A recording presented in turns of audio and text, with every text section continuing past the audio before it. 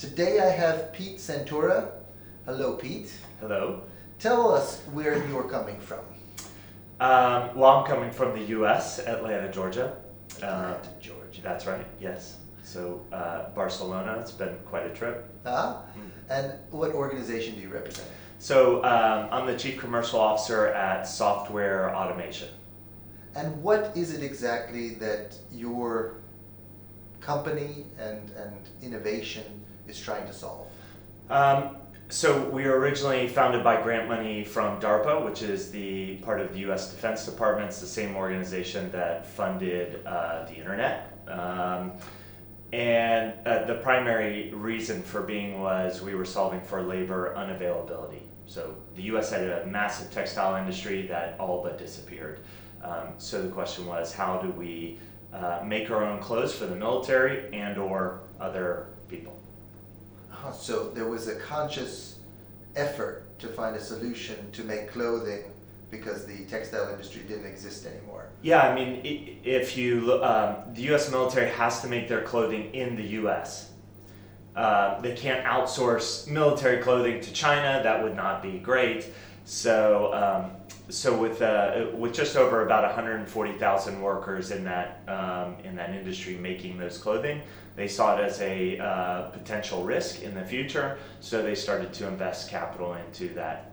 And what they do is they're not looking to commercialize solutions. They're just looking to offset risk. Can it be done? Can it not be done? And so they put just enough money to figure out what can and cannot be done. So then tell us specifically, what is it that your innovation does? Yeah, so our innovation is like Tesla for sewing. So we use cameras and sensors to map fabric, and then we use robotics to steer the fabric through the sewing needle. So the main technical challenge, and the reason why 95% of your clothing is done by hand, is because fabric distorts. We like it breathable, we like it stretchy, we like it, comfortable. All these things make it really difficult. If it was a hard good, like you can think automotive, immediately you see lots of robotics, right? But as soon as you go to soft things that distort, you can pull them, they change. If you touch them with your fingers, they curl. As soon as you go into that category, automation has failed, and robots have failed in this industry for quite some time. Okay, so then you're creating a software, a hardware. What is it actually that? So primarily it's machine vision. That's the cameras and sensors. So we have to be able to see. We have to be able to feel. So we create robotics that can take that information and use it to manipulate the fabric. And then we have to be able to manage. So we then create the control software. So inside of software automation, we have machine vision teams, we have robotics teams, hardware and mechanical engineers, and we have software engineers that are building the software that controls how all these things talk together. And so if successful using robotics to cut and sew and to make clothing, I was going to ask what this was going to replace in terms of the existing. I have some ideas, but is this essentially going to replace the need for workers in the supply chain to make our garments? Yeah, good question. What it does is go from a position of labor unavailability to labor availability wherever you are. So rather than merely looking for the next unheard of country, right, that you can barely get in the side door and you're not sure whether or not how long you're going to stay there, this constant search for the next cheapest country, right? Most of those, a lot of these places are the simple goods, right? The very basic kind of low skill goods to get started. These are goods that travel long distances to get to where the end consumer is. And so it's also the toughest conditions to kind of work under. I mean, everyone kind of remembers the collapse of the building in Bangladesh that had all the factory workers. But again, a lot of these are doing very simple basics like jeans or t-shirts. There's not that much margin in them.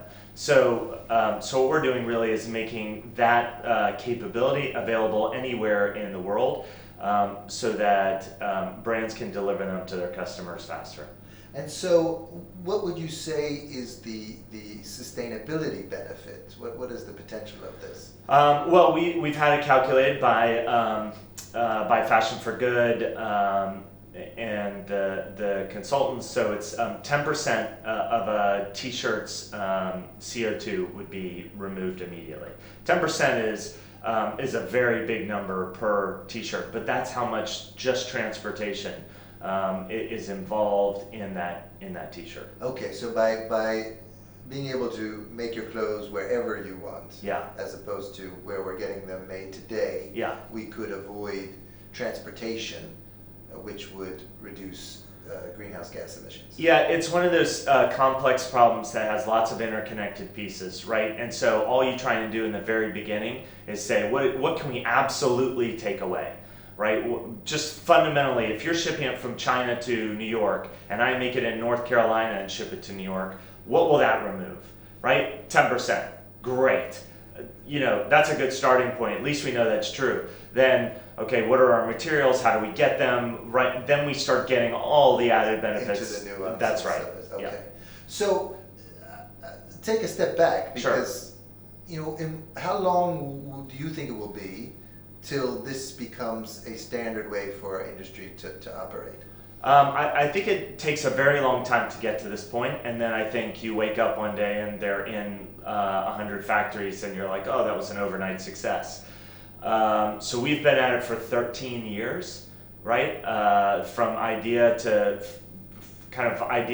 initial funding, and then from initial funding to now, maybe that's been about 5 years in that last stage. But I mean, I literally have had companies say, oh, I've been following you since, I'm like, was I even born then when you were following us? I don't know what it takes a long time, but then, and everyone's very, very skeptical of being the first. But as soon as they see it produce a t-shirt, so in this case, the big innovation is going to be taking this technology and applying it to make a whole t-shirt, from cut pieces to finished t-shirt. And just as some numbers, the U.S. capacity for making t-shirts is 100 million. That's how many t-shirts the U.S. can make. But we consume 3.3 billion, going up about 5% every year. You mean what we can make given current circumstances? Given current labor availability and factories and all those things, right? So we get 750 million t-shirts from Honduras. We get 640 million t-shirts from China. And then we have a whole list of countries, from Jordan to all around the world producing t-shirts for us. So our goal for this line is to produce in 7 to 10 years 1 billion t-shirts in the U.S. for the U.S. market. The numbers start to 10% per t-shirt starts to make a really big difference. Right. So I'm seeing a real disruption in this industry based on what you're hoping happens very soon. Yeah. Which is robotics at an affordable price, being able to produce things at scale locally that has a environmental benefit if done right. Yes. Right? Because you're not doing things locally, you still are shipping maybe materials, but that can also change. It also has a potential dramatic effect on the labor garment workers in other countries, and that is changing, as I understand anyway. There's an assumption that digitalization and robotization is coming to production countries anyway, and there needs to be some sort of discussion of how they're going to adapt to this inevitability. Do you have any views on that? We put too much fear and pressure on robotics, or fear and focus on robotics. Robotics didn't kill the automotive industry. Tariffs killed the automotive industry. NAFTA killed the automotive industry. NAFTA does more, tariffs and trade partnerships do more damage than anything else. Robotics are really a response to this question. When you had 100,000 workers in Mauritius, when they ended the quota system in 2005, it went down to 45,000 workers. There wasn't a robot that came in and took 55,000 jobs, right? Where those workers went, they all went into hospitality. They went into some of the other manufacturing facilities. And then they had to figure out how the older workers, provided benefits for some period of time. We have to start doing some of those same things, but it's never really about, robotics is incredibly difficult. It's usually singular in its task, right? It's not asked to do 50 things. Very purposeful. And when you look at Elon Musk trying to do Tesla and automate everything, it fails. You can't. So you have to be very specific and goal-oriented about what you're trying to accomplish with robotics. I think AI has been blown up to be very all-empowering and all-encompassing. It's not. And what we really need to think about is each country needs a strategy. What is the strategy of that country? If your strategy is t-shirts, that's a dumb strategy anyway. It's very basic. That will be automated. So if you move that worker up one step, give them a few extra skills, you're doing higher margin operations for higher margin goods, everyone's going to be more successful.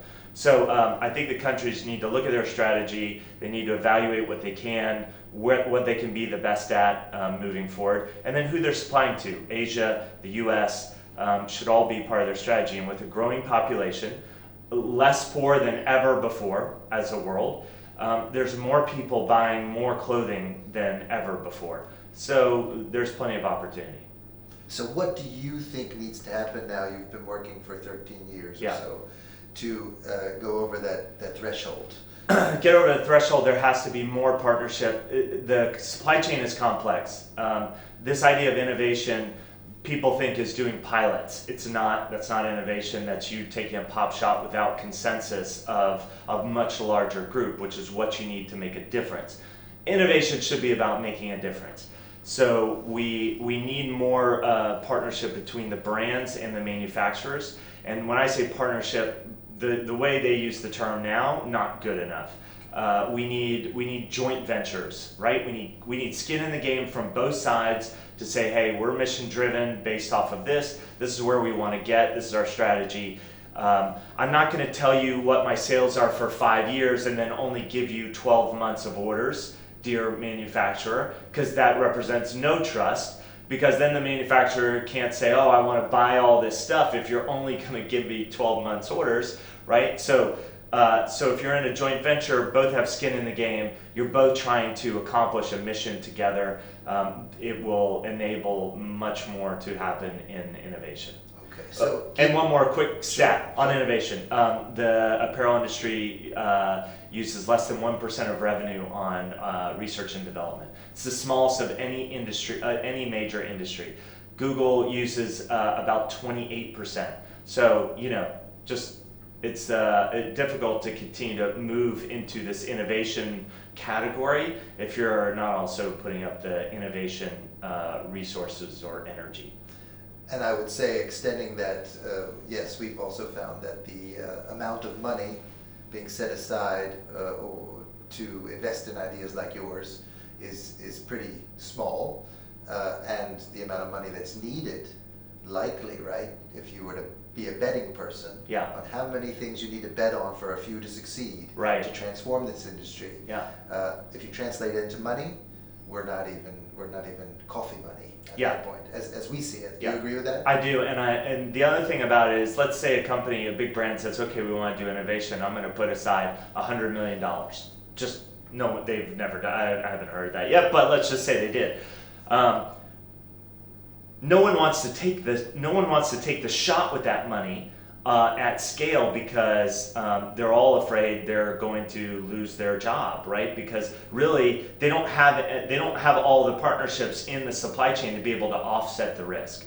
So even if one group decided that 100 million was a good amount of money to pump into something, it's not as important as having everyone down that supply chain putting in money, because ultimately what it does is it offsets the risk for all the decision makers up and down the supply chain that, hey, if we fail, I'm not going to lose my 20-year-old, 30-year-old job, and I'm a 60-year-old white male, which is what most of the decision makers are up and down the line, right? So the precarious positions, and they've reached a senior level place. So we need to help them offset the risk all the way up and down the supply chain. And so that's why joint ventures, things with skin in the game, really are where innovation in this industry will take off. Very helpful. Skin in the game, and also a model to dilute the risk. Yes. So that people can join these high-risk ventures, but put money in at the level that needs to be. They're much more high risk than the regular. Than you turn on the TV and you see innovation everywhere, right? Facebook, all these things, right? We started as this little company doing. Okay, there's not that many people in the Facebook supply chain, right? I mean, you got to get people onto your platform, but you can do that gradually. This is a very interconnected industry, right? Where if you change the properties of cotton one place, it could affect everyone, up and down the stream, and then it affects the consumer because suddenly they don't like the touch of it, the hand feel or something. So that's why that's why everyone is so risk adverse because of all the different parties that are involved. But the models right now that exist that are going to move the fastest with technology that is successful are going to be those ones that have offset that risk through tighter relationships and shared visions.